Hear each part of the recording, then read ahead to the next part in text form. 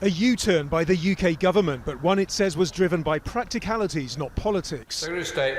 Announcing the total ban on Huawei kit in Britain's planned 5G network by 2027, the Culture Minister said US sanctions blocking Huawei's use of American microchips would make the company less reliable in future. The best way to secure our networks is for operators to stop using new affected Huawei equipment to build the UK's future 5G networks. So to be clear, from the end of this year, telecoms operators must not buy any 5G equipment from Huawei. And once the Telecom Security Bill is passed, it will be illegal for them to do so. The move against Huawei will please Washington, which has been pressuring the UK to act. The company had expected it. It's warning UK mobile users will lose out. In a statement, it says, "Regrettably, our future in the UK has become politicised. This is about US trade policy and not security. Over the past 20 years, Huawei has focused on building a better connected UK. As a responsible business, we will continue to support our customers as we always have done." The British government hopes the announcement will convince other suppliers to enter the market and fill the gap. Meanwhile, the China sceptics among Boris Johnson's Conservative Party are largely happy. They say national security must trump worries about an already damaged relationship. Relations are already strained over Hong Kong, where China has behaved disgracefully. So anyone thinking we're still in a golden era of relations with China is clearly wrong.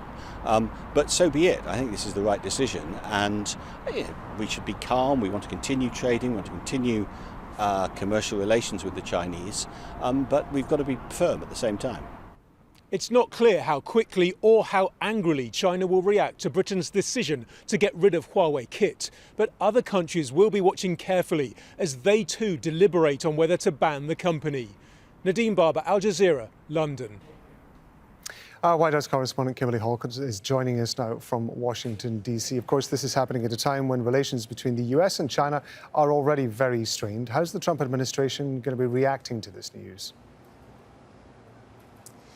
Well, there's no question that there is an effort to get U.S. allies on its side in its war against Huawei, the concerns being in the United States that this push to broaden the 5G network globally is really just an effort to conduct backdoor espionage, something that the United States has accused China of doing for some time in various means. And we've seen this sort of latest push and embrace of the ban that has taken place in the UK as being embraced by the Trump administration, seeing this as a positive sign. Now, the U.S. president has just called a press conference for 21 GMT, topic unknown. It's unclear if he will be discussing some of the actions that he has been considering with regard to China. But it's something that has been discussed by the National Security Advisor, Robert O'Brien.